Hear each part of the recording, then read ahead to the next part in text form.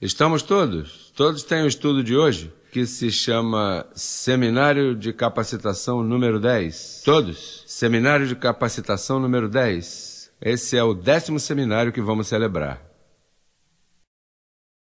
Bem, Efésios capítulo 4, do versos 13 ao 16. Efésios 4, do 13 ao 16. Todos sentadinhos, acomodados com a palavra em sua frente, diz: até que alguns cheguemos à unidade da fé. Até que todos cheguemos à unidade da fé e do conhecimento do Filho de Deus, a um varão perfeito, à medida da estatura, da plenitude de Cristo, para que já não sejamos meninos flutuantes, levados por todo vento de doutrina, por estratagema de homens que, para enganar, empregam com astúcia as artimanhas do erro, senão que, seguindo a verdade em amor, cresçamos em tudo, naquele que é a cabeça, isto é, Cristo, de quem todo o corpo, bem concertado e unido entre si por todas as juntas que se ajudam mutuamente segundo a atividade própria de cada membro, recebe seu crescimento para ir edificando-se em amor. Preste atenção. O que a cabeça diz, o corpo tem que receber. Cristo é a cabeça e nós somos seu corpo, a igreja. Se a cabeça fala, o corpo deve receber. Imagine que a cabeça vá para lá e o corpo vá para o outro lado. O que a cabeça diz, o corpo deve receber. Amém? Amém. Se Cristo é a nossa cabeça e temos a mente de Cristo, então devemos, com toda diligência, buscar o conselho da palavra de Deus e ir nessa direção, amém? Amém. E isso é o que Deus quer que tu faças. Escutes as diretrizes da cabeça, para que o corpo leve ou tenha um bom rumo, amém? E caminhes em paz. Há uma advertência que necessitamos ver detidamente. Cristo a fez aos discípulos. Fez umas advertências bem claras aos discípulos. Vamos começar com Mateus, capítulo 16. O tema é como subir à estatura. Mas para subir à estatura, primeiro tem que ter cuidado com as coisas que evitam você chegar a essa estatura. Mateus 16, todos rapidinho buscando a Bíblia. Todos estamos aí?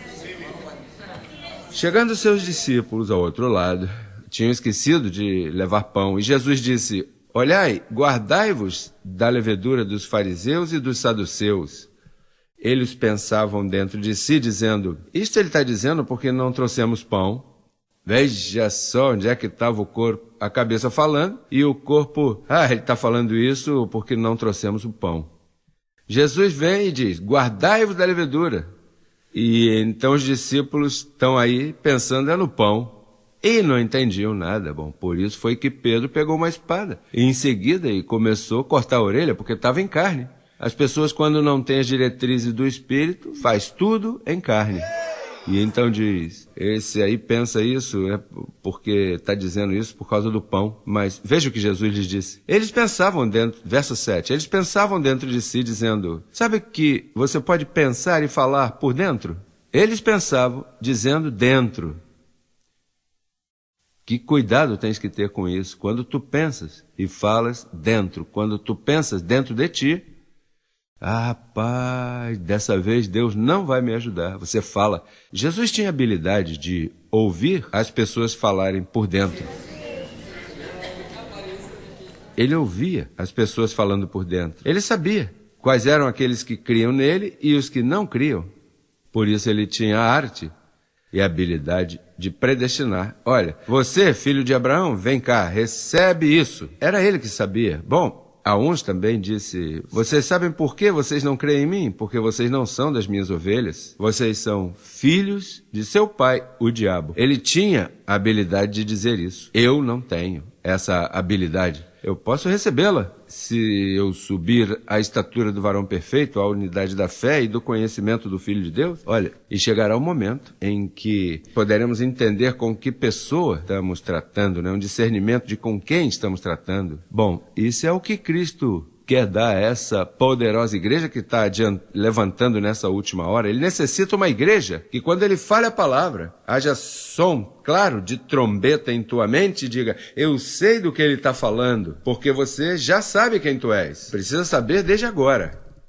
Por isso é que tem que se tocar um som claro de trombeta, porque como se preparar para a batalha se o som da trombeta não for claro? Tem gente que prega por aí, não, porque você está salvo, mas não está salvo. Sim, porque está salvo, ainda que ele sim se salvou, mas não te salvou eternamente. Então é um som que de repente você não sabe se está em dó, ré, mi, fá, sol, lá, si. Você não sabe se é fá, se é si, se é dó. Você precisa de um som claro, sim, para a vida eterna, sim, eu creio, sim, sim. E nele eu amém. Isso de sim, sim, sim, e o outro não, não, não. Não, não. Isso não pode funcionar assim. Tem que estar claro em quem tu és em Cristo Jesus. Amém? Vamos de novo. Verso 7, 16, 7.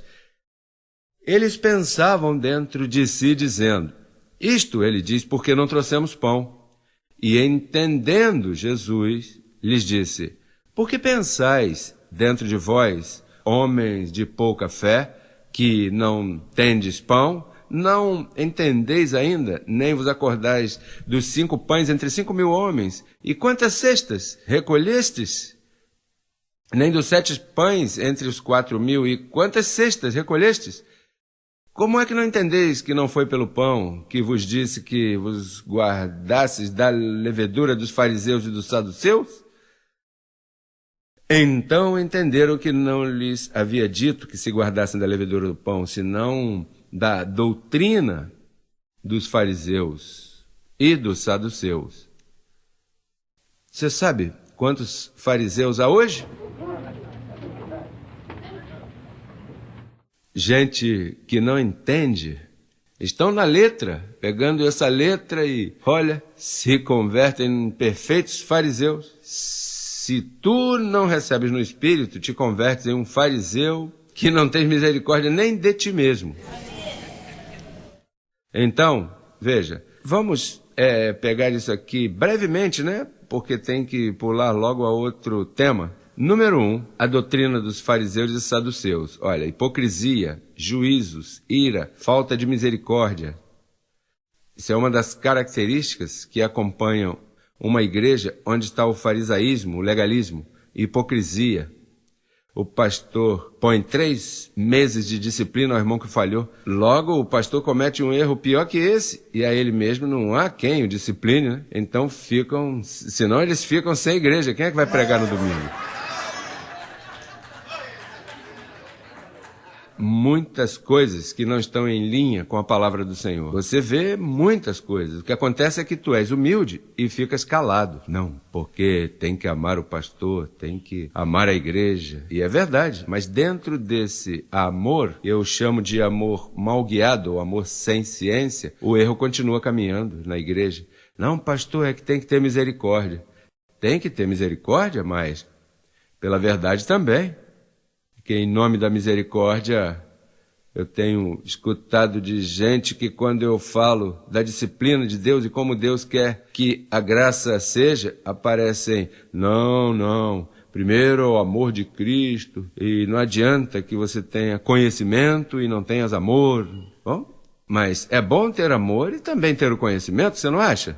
Então, hipocrisia é uma das coisas que você verá manifestando-se numa igreja. Então, o segundo é a ira, juízos e ira. O pastor irado no nome de Jesus. Já viu esses pastores irados em nome de Jesus? Que aqui se respeita. Você sente que há um tom de ira nesse pastor. Que aqui só cabe... Então, isso é em nome de Jesus. Então, as pessoas que não têm ciência não sabem identificar que isso aí é ira. Essa é a carne irada. Bom, a lei produz ira. Um pastor irado é um pastor em lei. A lei produz ira. Amém? Uma das coisas que você não tem visto e nunca verás é a mim irado, nunca. É porque eu não estou em lei, eu estou em graça. E a graça, o que me dá é paz para pregar em amor e em tranquilidade. Na ira, não. Na ira, a lei, indiscutivelmente, a lei. Amém? Ponto B. Sepulcros caiados. Observações externas. Uma das características daquele que está em lei é que julga muito por aquilo que ele vê. E o que se vê é importante, mas é que dá muita validade ao estado de como vê as coisas.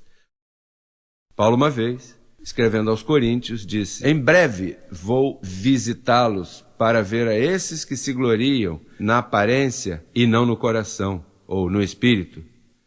Isso não quer dizer agora que a ti não te importa nada da aparência externa e que vais abusar do teu corpo e... Sabe, eu não gosto nem de discutir isso, falar de moda. Sabe por quê? Porque aquele que está em graça é tão prudente, tão sábio, que quando abusa de algo, ele mesmo sabe. Quando ele se veste e vê que está fora de um decoro, ele mesmo se dá conta. Ninguém tem que estar criticando nem perdendo tempo com isso. Já se deu conta que um homem ou uma mulher que amam o Senhor e que verdadeiramente estão crescendo em graça e que amam as coisas espirituais, não abusam de seu corpo com umas modas extravagantes, afrontando todo mundo. E se está fazendo isso, quem és tu para julgá-lo? Deixe que ele siga fazendo, que vai crescendo e se dá conta enquanto isso. Sim, porque a graça ensina, a graça não condena. A graça é um espírito de ensino e tu deves ter a paciência enquanto a pessoa aprende. A mim não me aborrece uma irmã que se vista como se vista. Eu sei que está se vestindo de uma forma que, quem sabe, é muito forte, mas se não aborrece ao esposo, quem sou eu para me aborrecer com isso?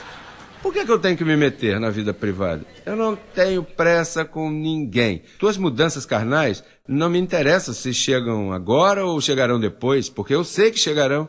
Então, tiramos isso do meio e não damos importância.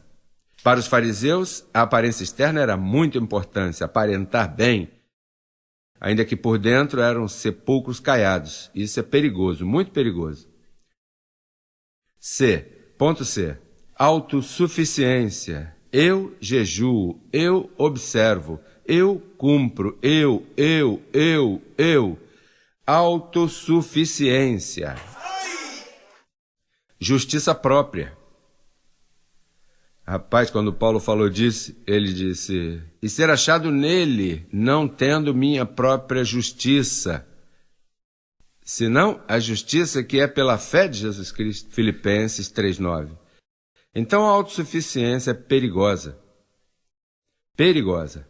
Porque a autossuficiência é eu. Segundo minhas forças. Não segundo o desígnio de sua vontade, segundo o desígnio de minha vontade. Isso é perigoso.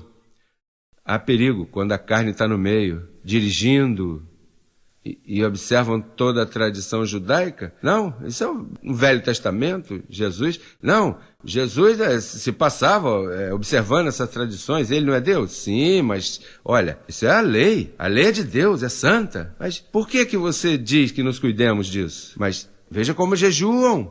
Tem que cuidar-se dessa doutrina. Eu não entendia muito, porque, olha, isso traz umas mudanças tremendas. Por exemplo, quando Jesus ia à cruz do Calvário, Jesus mudava de identidade completamente. Jesus, de repente, olha, era um câmbio de um Jesus histórico a um Jesus Deus conosco. Olha, era um câmbio de Jesus, o Messias, a Emanuel. Ele vai despertando os olhos do povo, que aos seus discípulos, ainda que seja, fosse, para ver se entendiam, porque haveria um corre-corre, quando ele estivesse na cruz, haveria um corre-corre que não iriam se encontrar. O único que estava aí firme foi o ladrão.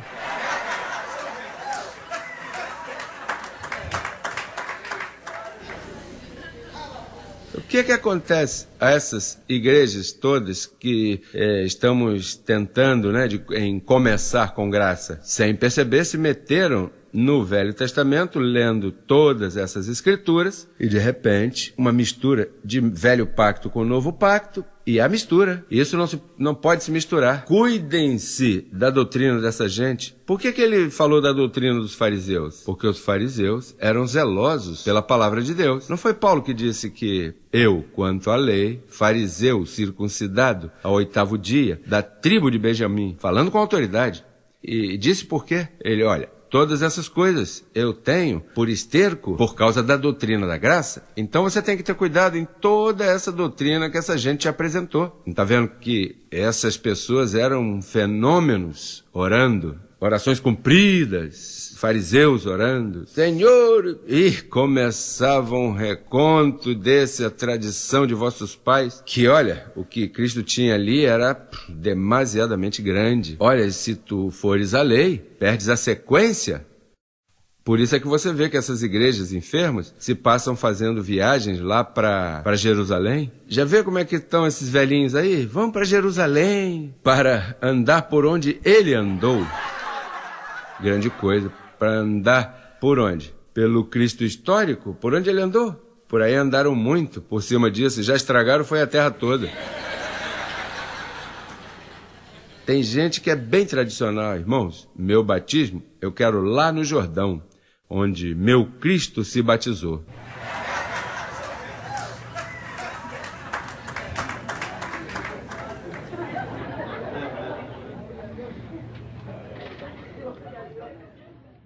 Preste atenção. Sabe o que o Paulo disse, falando desse Cristo histórico? Falando do Cristo antes de morrer? Sabe o que disse? Irmãos, daqui em diante, a ninguém conhecemos segundo a carne. E ainda se a Cristo o conhecemos segundo a carne, já não o conhecemos assim. Eu tive 12 anos que eu conhecia o Cristo carne e ao Cristo espírito e tinha os dois misturados aí. Rapaz, e eles não se davam bem. Estavam como Ismael e Isaac. Sim, porque quando em um descuido, isso é tão... Temos que partir a alma do espírito, o velho pacto do novo pacto, alma e espírito, é? Porque no Velho Testamento o homem estava em capacidade de alma. Por isso Davi dizia, minha alma tem sede do Deus vivo. Minha alma tem sede de Deus. Mas no Novo Testamento estamos lidando com o espírito. Por isso quando lês a 1 Coríntios capítulo 15 diz, o primeiro homem é terrenal, da terra, alma vivente. O segundo homem, que é do céu, espírito vivificante. Isso tem que ser dividido. Naturalmente, no processo de dividir isso, vão te perseguir. Vão dizer, não, você não acredita no Velho Testamento. Isso aí é a palavra de Deus. E entram por aí. Então você tem que, porque tu tens revelação do Espírito. Então tu tens que explicar com muito, olha, não é que não crê no Velho Testamento. É que aquele era um pacto com defeitos. E Deus encontrou lugar para um melhor pacto. Mas em meio disso a pessoa já está turbada. Não, tem que ter cuidado, que não crê no Velho Testamento, vê? Então está confuso. Então você já tem a revelação. Você quer crer em tudo o que Deus tem para ti. Olha, se Deus tivesse colocado 5 testamentos, eu acreditaria nos 5. O que acontece é que ele me deu um último e melhor pacto. Então me conformo com esse, fazer o que ele diz. Agora, preste atenção. E tenho que falar assim.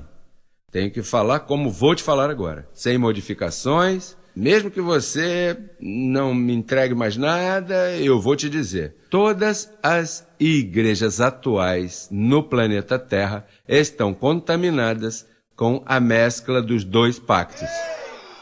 E quando tu as mescla, há uns curtos-circuitos. E sabe onde se vê isso? Na boca dos crentes. Há misturas. E há umas diretrizes para ti, do apóstolo Paulo, quanto a essa mistura, que não funciona. Nessa tarde, há diretrizes específicas para teu espírito, para que sejas um crente neotestamentário, agradando ao Espírito de graça. Em troca, quando te atreves a fazer isso, vem um acompanhamento angelical a teu cuidado e uns benefícios da parte de Deus que você nunca teve antes. Porque se você entrar por aí, imagina que um bebê você o coloque lá em cima da geladeira e você diga ao bebê, um bebezinho que você diz, vem, joga-te. E você já viu o que os bebês fazem? E você diz, vem. E de repente, quando ele se jogar, você sai assim e deixa. Olha, parece até que você sentiu o golpe aí, verdade? Sabe lá o que é um bebê assim se jogar e você defraudá-lo? Mas quando você sacar toda a tradição e se jogar assim completamente na graça, você se joga, peraí, mas se isso não funcionar? Joga-te, e aí tá o Senhor que vai te abençoar. Mas essa misturia não, enquanto você tiver com um pé em crescendo em graça e se por acaso com um pé lá... Olha... Tu estás em duas águas, está como as ondas do mar, para quê, para lá. Não, tu tens que ser, olha, uma decisão, dentro da graça, o Senhor vai te respaldar. Isso custa um pouco de negar-se a si mesmo. Olha, para mim foi forte fazer isso, pelo amor que eu tinha aos ministros, que eram meus amigos. Não está vendo que agora mesmo eu me constituo num problema para aquele evangelho que está estabelecido? Eu sou um problema terrível para eles. Quando eu chego num lugar, a dividir, e se formam aí 16 mil problemas. A igreja que me convidar a pregar se rende em pedaços nesse mesmo momento.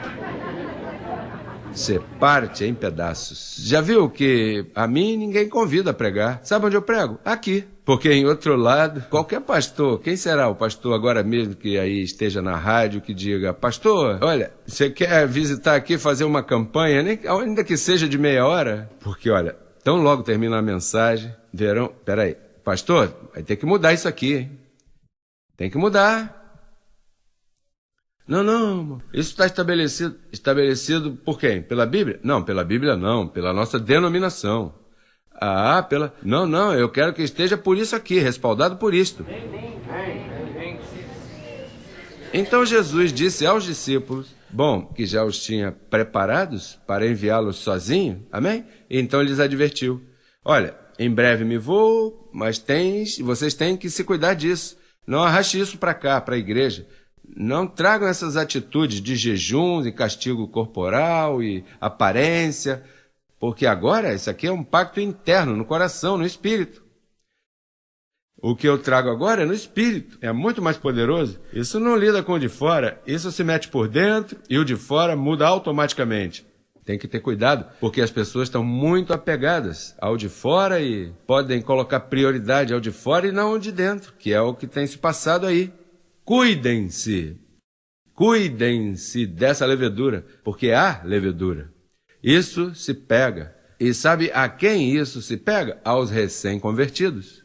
Quando uma pessoa se converte encontra aí essas águas, Jesus Cristo vem às suas vidas, de repente está tão contente. E a primeira coisa que escuta, o que tem que fazer. Por isso é que o sistema tem que se romper para que venham igrejas como esta, que quando chegarem assim, recém-convertidos, recebam para o interior, para o espírito. Lá não, lá tem mistura. E Cristo teve que dizer aos discípulos, cuidem-se disto, se não se cuidarem disso, vocês vão pagar as consequências.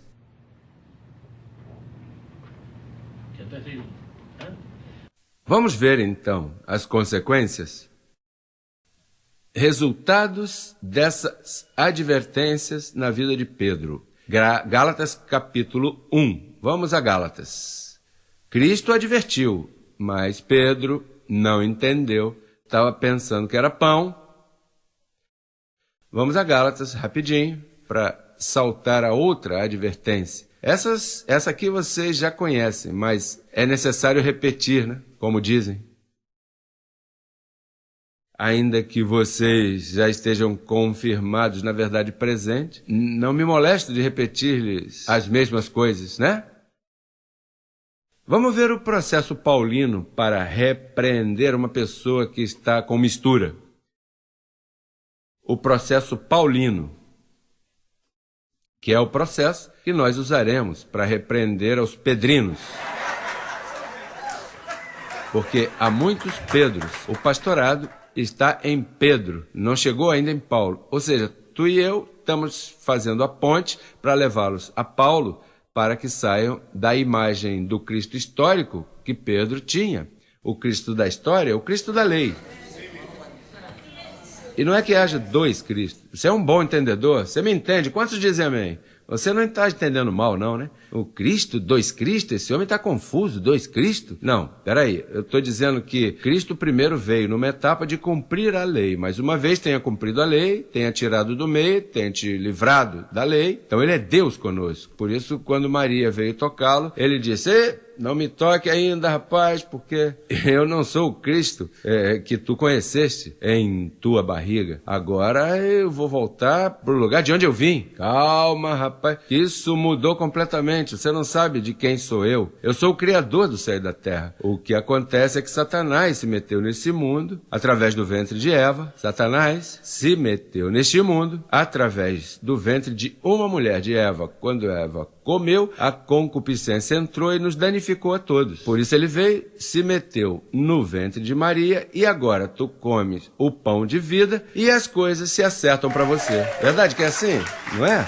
Então o diabo veio e se meteu pelo ventre de uma mulher e Deus disse: vamos usar o mesmo caminho para vencê-lo em todos os seus níveis. Se meteu pelo ventre de uma outra mulher. Por aí. E aí então Eva danificou a nossa parte carnal, porque herdamos essa concupiscência quando ela desobedeceu. Mas então veio Cristo glorificado e consertou a nossa parte espiritual e deixou a carnal danificada até retornar um dia e nos transforma completamente.